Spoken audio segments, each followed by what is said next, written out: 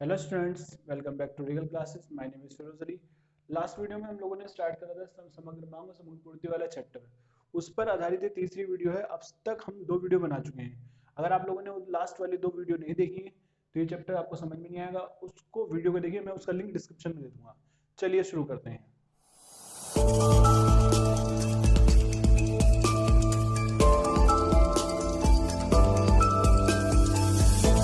Audio Jungle.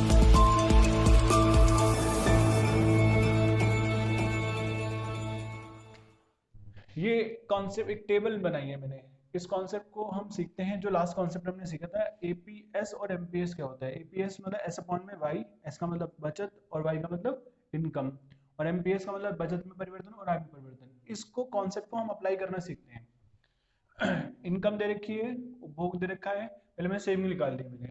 0 में से 20 minus जाएंगे, 20 जाएंगे तो माइनस के 20 बचेगा। 20 में से 30 जाएंगे, माइनस के 10 बचेगा। 40 में से 40 जाएंगे, 0 बचेगा। और 60 में से 50 जाएंगे, कितना बचेगा? 10 बचेगा। ये सेविंग निकाल ली मैंने। अब मैं निकालना सिखाऊंगा आपको एपीएस, यानी एस अपॉन में वाई। सब सेविंग कितनी है? माइनस के 20। और आय कितनी है? 10। 20 बटे में 0। सॉल्व करूंगा तो इसको कितना आएगा? इन्फिनिटी, अनंत। दोबारा सीखते हैं। माइनस के 10 अपॉन में 20, माइनस के 10 अपॉन में 20 कितना आएगा? माइनस का 0.5। 0 अपॉन में 40, 0 अपॉन में 40। किसी भी संख्या को 0 से भाग कर जाते तो 0 हो जाती है। 10 अपॉन में 60, 10 अपॉन में 60। ठीक है, 0 से 0 कैंसिल हो गई। ये आएगा 0.17। ठीक है। अब हम लोग निकालना सीखते हैं एमपीएस, यानी डेल्टा एस अपॉन में डेल्टा वाई। मार्जिनल वाले जितने भी होते हैं वो हम लोगों ने पहले ही सीखा था। मार्जिनल वाले जितने पॉइंट होते हैं वो स्टार्टिंग पॉइंट पे क्या रहता है? डैश। यहाँ की इसकी वैल्यू क्या रहेगी? डैश रहेगी। अब निकालते हैं। अभी माइनस के 10 सेम कर रहे हैं, पहले कितने कर रहे थे? माइनस के 20 कर रहे थे। कितना चेंज हुआ? यहाँ पर चेंज हुआ 10 का। और इनकम में कितना चेंज हुआ? 20 का। सॉल्व करेंगे तो कितना आएगा? 0.5। दोबारा निकालते हैं। अभी सेविंग कितनी कर रहे हैं? 0 कर रहे हैं। पहले कितनी कर रहे थे? माइनस के 10 कर रहे थे। कितना चेंज हुआ? 10 का। और इनकम में कितना चेंज हुआ? 20 का। 0.5। अभी कितनी सेविंग कर रहे हैं? 10। पहले कितने कर रहे थे? 0। कितना चेंज हुआ? 10 अपॉन में 20। सॉल्व करेंगे कितना आएगा? 0.5। 0.5 0.5 0.5। ठीक है। ऐसा जरूरी नहीं है कि एपीएस की वैल्यू हमेशा कांस्टेंट ही है, सॉरी एमपीएस की वैल्यू जो हमेशा कांस्टेंट ही है। क्योंकि यहाँ पर जो चेंज हो रहा था इनकम में और सेविंग में, इस वजह से इसका जो चेंज आ रहा है वो क्या आ रहा है? कांस्टेंट आ रहा है। हालांकि जरूरी नहीं कि इसकी वैल्यू जो एमपीएस की वैल्यू कांस्टेंट ही आए, घटती बढ़ती भी हो सकती है। दूसरा टॉपिक हम लोगों ने, दोनों टॉपिक सीख लिए हमने। अब दूसरा टॉपिक पढ़ते हैं हम। एपीसी और एपीएस में क्या रिलेशनशिप होती है। एपीसी का फॉर्मूला होता है सी अपॉन में Y, C for consumption, Y for income.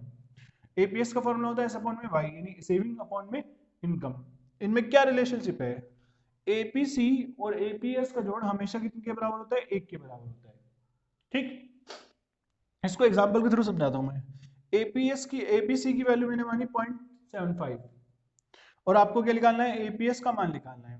हम लोग जानते हैं कि एपीसी और एपीएस का मान 1 होता है।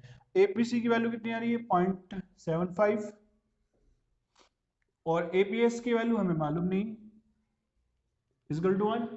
ये इधर प्लस का हो जाएगा, किसका हो जाएगा? माइनस का। तो एपीएस इजकल टू 1 माइनस 0.75। जब मैं से 1 में से माइनस करूंगा तो कितना आएगा? 0.25। ठीक है। ऐसे क्वेश्चन आ सकते हैं, 1-2 नंबर में क्वेश्चन एग्जाम में पूछे जाते हैं कि कोई भी एक वैल्यू दे देगा आपको, दूसरी वैल्यू निकलवाने के लिए बोलेगा। एक एग्जांपल और लेते हैं इस बात को समझने के लिए।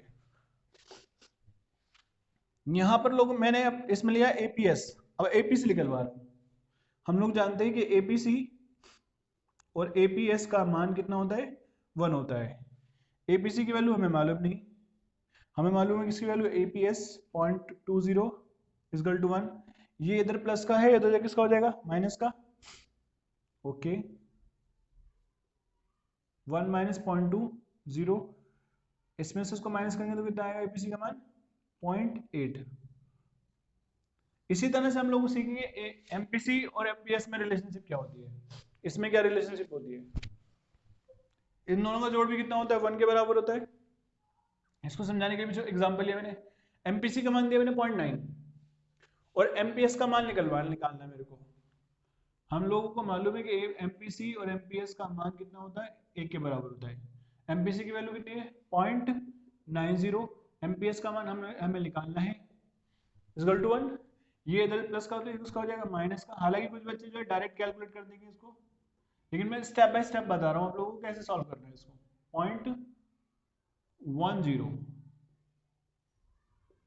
एक एग्जांपल और लिया मैंने, यहां पर मैंने एमपीसी देकर एमपीएस निकलवाया, अब मैं एमपीएस देकर एमपीसी निकलवाऊंगा। एमपीसी और एमपीएस का जोड़ कितना होता है, 1।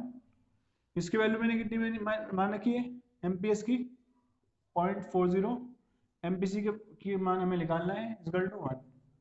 ये इधर प्लस का इधर जाएगा, इसका हो जाएगा माइनस का, इसमें इसको माइनस करेंगे तो कितना आएगा, 0.60। होपफुली आप लोगों को टॉपिक समझ में आ गया होगा जो मैंने आप लोगों को समझाया। एमपीसी और एमपीएस में रिलेशनशिप क्या होती है, और इसी तरह से एपीसी और एपीएस में क्या रिलेशनशिप होती है। उसके बाद भी अगर कोई आपको प्रॉब्लम रहती है तो आप मुझे डाउट कमेंट बॉक्स में लिखिए, मैं उसका रिप्लाई करूंगा, ठीक है। अभी कुछ एक एक नंबर में क्वेश्चन पूछे जा सकते हैं, ये 3 नंबर तक के लिए क्वेश्चन बन सकता है। ये मैंने 6 क्वेश्चन लिखे हैं यहाँ पर, 1 2 3 4 5 6 क्वेश्चन लिखे हैं। इनके मैंने आंसर नहीं लिखे हैं। मैंने आंसर ना लिखने का रीजन ये है कि आप लोगों को क्वेश्चन सामने लिखे हुए हैं, इसका रिप्लाई करने की कोशिश करें, नहीं तो मैं रिप्लाई तो अभी हैंड टू हैंड आंसर इसका लिख रहा हूँ।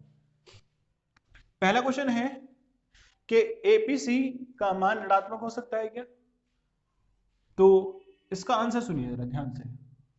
एपीसी का फॉर्मूला होता है, हम लोगों को मालूम है, सी अपॉन में वाई। क्या सी की वैल्यू कभी माइनस में हो सकती है, बताइए आप।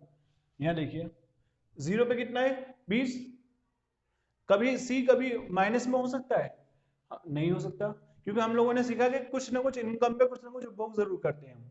चाहे इनकम कुछ भी ना हो तब भी उपभोग जरूर करा जाता है। उपभोग तब भी करा जाता है कि 0 नहीं होता उपभोग, तो माइनस में कैसे हो जाएगा। इसलिए इसका आंसर क्या होगा, एपीसी का मान कभी भी माइनस में नहीं होता है। क्योंकि क्या रीजन है इसका, क्योंकि सी का मान कभी भी माइनस में नहीं होता है, ठीक है। दूसरा क्वेश्चन आपके सामने, क्या एपीएस का मान ऋणात्मक हो सकता है, बताइए। एपीएस का फॉर्मूला होता है एस अपॉन में वाई, एस अपॉन में वाई। क्या एस की वैल्यू माइनस में हो सकती है, हाँ हो सकती है, हम लोगों ने देखा है, माइनस के 20 माइनस के 10 हो सकती है। तो क्या एपीएस का मान माइनस में आ सकता है, ऑफ कोर्स आ सकता है। हाँ, तो इसका आंसर क्या होगा, हाँ, क्योंकि एस माइनस में हो सकती है। और ये ऐसा कब पॉसिबल होता है, जब हमारा कंजम्पशन ज्यादा होता है किससे, इनकम से, तब हमारी सेविंग क्या होती है, ऑटोमेटिक माइनस में आती है। 10 रुपए कमाए, 15 रुपए खर्च कर दिए, बचाए कितने, माइनस के 5 रुपए। तीसरा क्वेश्चन, क्या एपीसी का मान 1 से अधिक हो सकता है। एपीसी का फॉर्मूला क्या होता है, सी अपॉन में वाई। 1 से अधिक कब आंसर आता है, कोई भी वैल्यू 1 से अधिक आंसर कब आता है, जब किसी बड़ी संख्या को छोटी संख्या से भाग करा जाता है। 3 को 2 से भाग करो, ओके, 5 को 4 से भाग करो, 9 को 8 से भाग करो, किसी बड़ी संख्या को छोटी संख्या से भाग करा जाता है तो आंसर उसका 1 से अधिक आता है। और ऐसा पॉसिबल हो सकता है कि क्या उपभोग ज्यादा है इनकम से, हाँ सर ऐसा पॉसिबल हो सकता है। देखिए 20 कमाए और 30 खर्च कर दिए तो कंजम्पशन ज्यादा है, इसलिए हम कह सकते हैं कि एपी सी का मान 1 से अधिक हो सकता है। और ऐसा कब होता है, जब सी ज्यादा होता है किससे, वाई से। होपफुली आप लोगों को समझ में आ रहा होगा, ठीक है। अगर ये वीडियो आप लोगों के फ्रेंड के लिए, अपने रिलेटिव के लिए यूजफुल हो तो प्लीज शेयर करिए, अच्छी तो लगती है तो लाइक करिए, और हाँ, चैनल को सब्सक्राइब करके बेल आइकन दबाना ना भूलें। क्या एपीएस का मान 1 से अधिक हो सकता है, एपीएस का मान 1 से अधिक। एपीएस का फॉर्मूला लिखते हैं हम, एस अपॉन में वाई, एस अपॉन में वाई। क्या ऐसा प्रैक्टिकली पॉसिबल है कि हम लोगों ने 100 रुपए कमाए, कितने कमाए, 100 रुपए कमाए और 150 रुपए बचा लिए, बताइए आप लोग। नहीं, ऐसा पॉसिबल नहीं हो सकता, कभी भी पॉसिबल नहीं है कि हम लोगों ने 100 रुपए कमाए और 150 रुपये बचा लिए, ऐसा कैसे हो गया भाई? ऐसा पॉसिबल ही नहीं हो सकता है। इसलिए हम इसका आंसर करेंगे कि इसका आंसर आएगा किसमें आएगा? नहीं में, क्योंकि एस कभी भी ज्यादा नहीं हो सकती इनकम से। हाँ, ऐसा कंजम्पशन के केस में पॉसिबल हो सकता है कि हम कंजम्पशन ज्यादा कर सकते हैं किसके मुकाबले पे? इनकम के मुकाबले पे, लेकिन यहाँ पर ऐसा पॉसिबल नहीं होगा। इसलिए इसका आंसर आएगा नहीं, क्योंकि एस कभी भी वाई से ज्यादा नहीं होती। नेक्स्ट क्वेश्चन, क्या एमपीएस का मान ऋणात्मक हो सकता है? एमपीएस का फॉर्मूला क्या होता है? एमपीएस डेल्टा एस अपॉन में delta Y, delta S upon में डेल्टा वाई। ओके, यानी बचत में परिवर्तन और आय में परिवर्तन के अनुपात को एमपीएस कहते हैं। हम लोग लास्ट वीडियो में सीख चुके हैं ये सारी बातें। इनकम के बढ़ने से सेविंग भी बढ़ती है, इनकम के घटने से सेविंग भी घटती है, यानी सेम डायरेक्शन में चेंज हो रहा है, और किसी दो सेम डायरेक्शन वाली चीजों के का आंसर कभी माइनस में नहीं आ सकता है। तो इसका आंसर क्या रहेगा? नहीं, एमपीएस का मान माइनस में नहीं हो सकता है, क्योंकि इनकम में और बचत में कैसा संबंध होता है? धनात्मक संबंध होता है। इनकम के बढ़ने से सेविंग भी बढ़ती है, इनकम के घटने से सेविंग भी घटती है। लास्ट क्वेश्चन, क्या एमपीसी का मान ऋणात्मक हो सकता है? एमपीसी का फॉर्मूला होता है डेल्टा सी अपॉन में डेल्टा वाई। इनकम बढ़ेगी, कंजम्पशन भी क्या होगा? बढ़ेगा। इनकम घटेगी, कंजम्पशन भी क्या होगा? घटेगा। सेम डायरेक्शन में जो रहा है, यानी इसका भी आंसर वही जाएगा। नहीं, इसका मान भी माइनस में ऋणात्मक नहीं हो सकता, क्योंकि इनकम में और कंजम्पशन में कैसा संबंध होता है? नेगेटिव पॉजिटिव संबंध होता है। ठीक है, ये वाला क्वेश्चन लास्ट टॉपिक है आज की वीडियो का। उपभोग वक्र से बचत वक्र प्राप्त करने के चरण लिखो। यानी हमारे पास कंजम्पशन वक्र होगा पहले से, उससे हमें क्या ड्राइव करना होगा?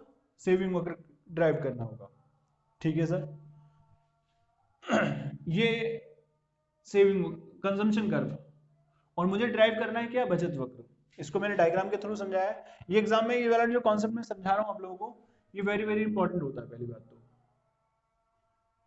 ठीक है, अच्छा ऐसा जरूरी नहीं कि मतलब यही क्वेश्चन आए बिल्कुल, इसका वाइस वर्सा भी आ सकता है। मैंने अभी सिखा रहा हूँ उपभोग वक्र से बचत वक्र निकालने के लिए, हो सकता है एग्जाम में आ जाए बचत वक्र से उपभोग वक्र निकालने के लिए। कॉन्सेप्ट सेम है, बस थोड़ा लिखने का तरीका अलग हो जाएगा। चलिए चलिए शुरू करते हैं।